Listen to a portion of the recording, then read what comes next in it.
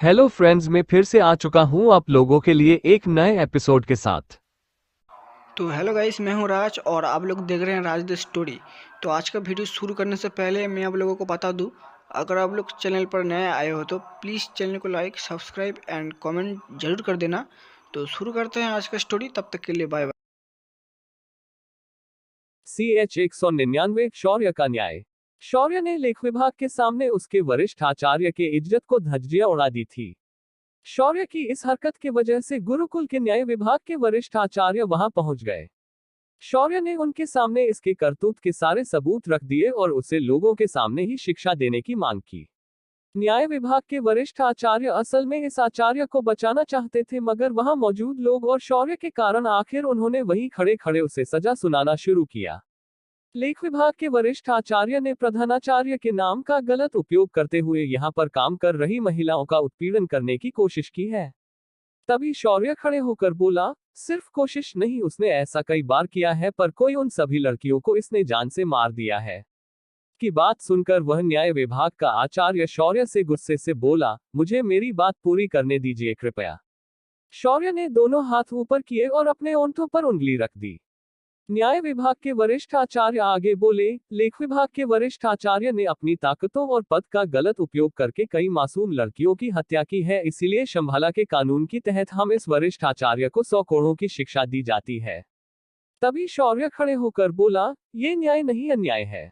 आप बस 100 करोड़ की शिक्षा देकर उन कई मासूम लड़कियों की आत्माओं के साथ अन्याय कर रहे हो। आपके इस बर्ताव से साफ दिखाई देता है कि आप भी महिलाओं को कोई भी समानता का अधिकार नहीं दे रहे हैं।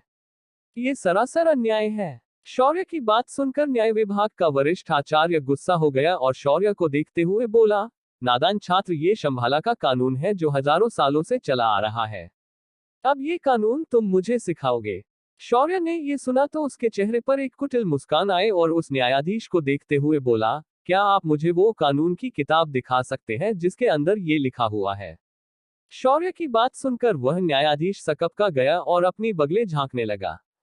शौर्य को उसे ऐसा करते देख हंसी आए और वह हंसते हुए बोला, मुझे पता है तुम्हारे पास कोई किताब नहीं है। आज तक तुम अपने मन मुताबिक नियम बताकर सजा सुनाते आए हो, जिस वजह से मैं मांग करना चाहूंगा कि शंभाला के लोगों को एक समान न्याय मिलना चाहिए, जो न्याय करते वक्त किसी भी तरह का भेदभाव न करे। सारी सजाएं सभी के लिए समान होनी चाहिए। शौर्य की बात वहां मौजूद लोगों ने सुनी और सभी को शौर्य की बात सही लगी। तभी इसी बात का फायदा उठाते हुए शौर्य चिल्लाकर बोला, आपको जो प्रधानाचार्य अब तक एक महात्मा लग रहा था, ये भी उसकी वजह से ही हो रहा है। अगर उसने महिलाओं समान अधिकार और पढ़ने का अधिकार दिया है तो उसे उनकी सुरक्षा के लिए कानून भी बनाना चाहिए था, मगर वो ऐसा नहीं करना चाहता। अगर उसने ऐसा किया तो आप सभी लोगों के हाथ में सत्ता चली जाएगी और ये ऐसा नहीं होने से सकता। ये जो गुनाहगार आपके सामने है, इसने ये सारे जघन्य अपराध भी प्रधानाचार्य की शह के कारण ही किए हैं। इसलिए मैं चाहूंगा कि आप लोग जितनी जल्दी हो सके उतने जल्दी सतर्क हो जाए और सच्चा को अपनी आंखें खोल कर देखे। शौर्य की बात खत्म होते ही वहां जमा लोग सोचने लगे और कुछ देर बाद हर कोई शौर्य की बात से सहमत हो गया। वहां खड़े न्यायाधीश ये सब अपनी आंखें बड़ी करके देख रहे थे। तभी शौर्य अपनी चंद्रहास हाथ में लेकर उस वरिष्ठ आचार्य के पास आया जो बाहर लटक रहा था। शौर्य ने उसे देखा और बाद में लोगों से पूछने लगा, मेरे प्यारे शंभाला के लोगों, मैं आपसे पूछना चाहूंगा कि ऐसे लोगों को क्या सजा मिलनी चाहिए। ये सुनकर वहां मौजूद भीड़ एक साथ चिल्लाई, इसे मृत्यु दंड दो, जान के बदले जान ही इसके जैसे की सजा है। शौर्य ने उन्हें हाथ जोड़कर प्रणाम किया और बोला, आज जनता ने इस बात पर सहमति दी है, यानी इसे मौत की सजा मिलनी चाहिए और इसीलिए मैं उसे मृत्यु दंड दे रहा हूँ। शौर्य ने अमरेंद्र बाहुबली की तरह अचानक पलटकर उस लेखा विभाग के वरिष्ठ आचार्य का सिर धड़ से अलग कर दिया। वहां मौजूद सिपाही शौर्य को रोकने के लिए आगे बढ़े, पर वहां मौजूद सभी लोग उनके सामने आ गए। इस वजह से शौर्य आसानी से उसकी हत्या कर पाया। शौर्य ने बाद में उसके सिर को भाले की नोक में घुसाया और ऊपर उठाकर कहा, आज से शंभाला में मुंहबोला कानून नहीं चलेगा, हमें लिखित कानून चाहिए। अगर प्रधानाचार्य मुकाबले से पहले इस नहीं बना सकते तो उन्हें अभी इसी वक्त अपने पद से निवृत्त हो जाना चाहिए। शौर्य ने लोगों के दिलों में अब एक क्रांति की चिंगारी को जन्म दे दिया था। शौर्य ने फिर एक बार लोगों को देखा और बोला, मेरे प्यारे शंभाला वासियों, अगर आप मुझे अगला प्रधानाचार्य के लिए पसंद करते हैं तो मैं आपको इस बात की गवाही देता हूं कि मैं उसी दिन आप सभी के लिए ऐसा कानून बनाकर दूंगा जो आपका कल्याण करेगा। ये मेरा यानी शौर्य का आपसे वचन दिया है। वहां मौजूद लोगों की आंखें चमक गई और वो लोग शौर्य का जय जयकार करने लगे। लेकिन ये बात उस न्यायाधीश को बिल्कुल पसंद नहीं आई। वो शौर्य पर चिल्लाते हुए बोला, शौर्य, तुम परंपरा से चले आए इन रिवाजों को ऐसे ही नहीं बदल सकते, तुम्हें इसके लिए कड़ी से काफी सजा दी जाएगी। तुमने जिसे मारा है वो कोई आम इंसान नहीं था, वो एक वरिष्ठ आचार्य था इस गुरुकुल का। तुम कानून को अपने हाथों में नहीं ले सकते हो। ये सुनकर शौर्य उसे चिढ़ते हुए उस आचार्य से बोला, अबे बुड्ढे, ज्यादा चिल्ला मत, तुझे मेरा जो उखाड़ना है उखाड़ ले, जरा मैं भी देखूं कि तेरा ये झूठा न्याय जीतता है या मेरा सच्चा न्याय जीतता है। ये सुनकर उस न्यायाधीश ने अपने सैनिकों को आदेश दिया, इसे अभी के अभी बंदी बना लो और कालकोठरी में डाल दो, इसका हिसाब मैं कल राजदरबार में खुद करूंगा। न्यायाधीश का आदेश मिलते ही शौर्य का माथा हिल गया और उसने अपनी चंद्रहास को सीधे हाथ से पकड़ लिया और आगे बढ़कर उन सैनिकों के आगे खड़ा हो गया।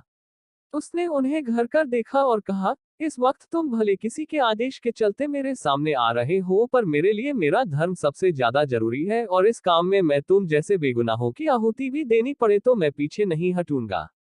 तुम लोग ये अच्छे से जानते हो कि तुम मेरे सामने कुछ भी नहीं हो, तो बेहतर यही होगा कि तुम अपनी जगह पर वापस जाओ और ज्यादा शाना बनने की कोशिश मत करना। उन सैनिकों ने शौर्य की आंखों में अपने लिए मौत देखी थी। वो लोग तुरंत अपने जगह वापस जाकर खड़े हो गए।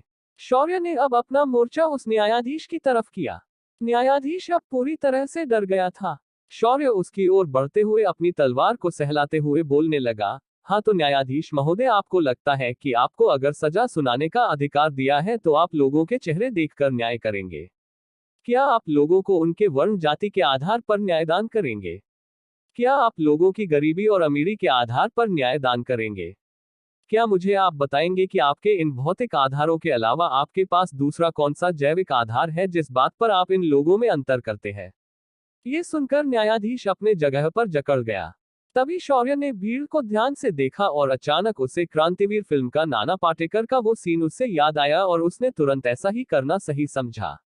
वो जैसे ही अपना खून निकालने वाला था वह ठिठक गया, क्योंकि उसका खून अब लाल नहीं रहा था। शौर्य ने फिर भीड़ में खड़े एक लड़के को देखा जिसने फटे पुराने कपड़े पहने थे। उसके सिर पर एक लकड़ियों का गट्ठर रखा था। शौर्य ने उसके पास जाकर उस लड़के हाथ थाम के उसे न्यायाधीश के सामने लाया और बोला, न्यायाधीश, तू मुझे कह रहा था कि ये लोग अलग है, तो मैं कहता हूँ कि ये सब लोग एक ही है, बस किसी के पास ज्यादा ज्ञान और धन है तो किसी के पास वो नहीं है, और ये एक भौतिक अंतर है। अब जरा इस लड़के और तेरे में मैं अगर अंतर करने बैठूं तो सिर्फ दिखने में तुम अलग हो, पर अंत में तुम दोनों भी सिर्फ एक इंसान ही हो। इतना कहकर शौर्य ने अपनी चंद्रहास को घुमा दिया और न्यायाधीश की एक उंगली कट गई और जमीन पर गिर गई। उसके उंगली से खून निकलने लगा। शौर्य ने उसके बाद उस लड़के को देखा और प्यार से बोला, भाई, मुझे तुम्हारा थोड़ा खून चाहिए। ये सुनकर उस लड़के को डर लगने लगा। तभी शौर्य ने एक पिन निकाली और उस लड़के की उंगली में चुभा दिया। उसकी उंगली से खून की बूंद बाहर आ गई। शौर्य ने न्यायाधीश का हाथ पकड़ा और उसके हाथ से बह रहे खून को अपने हथेली में पकड़ा और उस लड़के की उंगली से निकल रहे खून को उसके अंदर मिला दिया। उसने अपनी उंगली उस खून के अंदर घुमाई और फिर उस न्यायाधीश की आंखों में देखकर बोला, ये देख, अरे ये देख और मुझे बता कि तेरे खून में और इस लड़के के खून में क्या अंतर है। शौर्य की बात सुनकर हर कोई उस खून को देखने लगा। शौर्य ने फिर एक गहरी सांस ली और सभी लोगों को देखते हुए कहा, अब मैं जो बोलने जा रहा हूं इस बात को आप लोग अपने जीवन भर याद रखेंगे। जिस ऊपर वाले ने तुम्हें और हमें बनाने में कोई अंतर नहीं किया, तो तुम और मेरे जैसे आम लोगों को क्या अधिकार है इंसानों के बीच अंतर करने का? इसीलिए मैं कहता हूं कि आप लोग इंसानों को उनके वर्ण या उनके गरीबी अमीरी से बांट नहीं सकते। सभी स्त्री और पुरुष भी समान होते हैं और कुछ बातों में स्त्रियां पुरुषों से अधिक ताकतवर भी होती है। इसीलिए मैं चाहूंगा कि आज के बाद कोई भी ऐसे भेदभाव के साथ नहीं रहेगा, और जब मैं प्रधानाचार्य बनूंगा तो मैं आपको आश्वस्त करता हूं कि मेरे बनाए कानून में सभी को समान अधिकार और स्वतंत्रता दी जाएगी। शौर्य की इस बात पर सभी लोगों ने तालियां बजाई। न्यायाधीश भी अच्छे से समझ चुका था कि शौर्य जो कह रहा था वही सबसे बड़ा सत्य है और यही धर्म है। उसे अपने न्यायाधीश होने पर शर्म आ रही थी। वह सिर झुकाए शौर्य के सामने खड़े हो गया। शौर्य ने उसे देखा और जमीन पर पड़ी उसकी उंगली उठाए और उसके घाव से जोड़ दी और एक मंत्र बड़बड़ाया। उसकी उंगली तुरंत उसके हाथ से जुड़ गई।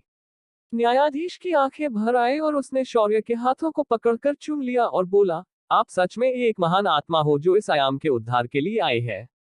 मैं आज से आपका हर आदेश मानूंगा। ये सुनकर शौर्य के चेहरे पर एक मुस्कान आए और उसने न्यायाधीश का कंधा थपथपाया और बोला, आपको ऐसा कुछ करने की जरूरत नहीं है। बस जब मैं हमारे शंभाला का पहला संविधान बनाऊंगा तो आप उसके आधार पर समाज के लोगों को उचित न्याय देंगे। शौर्य की बात सुनकर न्यायाधीश शौर्य के आगे सिर झुकाकर हाँ कहता है और अपने सिपाहियों के साथ वहां से निकल गया। न्यायाधीश के जाते ही सभी फिर एक बार शौर्य नाम का जय जयकार किया। शौर्य के इस क्रांतिकारी कदम से क्या शंभाला में आएगी कोई नई क्रांति? क्या करेगा प्रधानाचार्य जब उसे ये बात पता चलेगी? क्या शौर्य सच में ऐसा कानून बनाएगा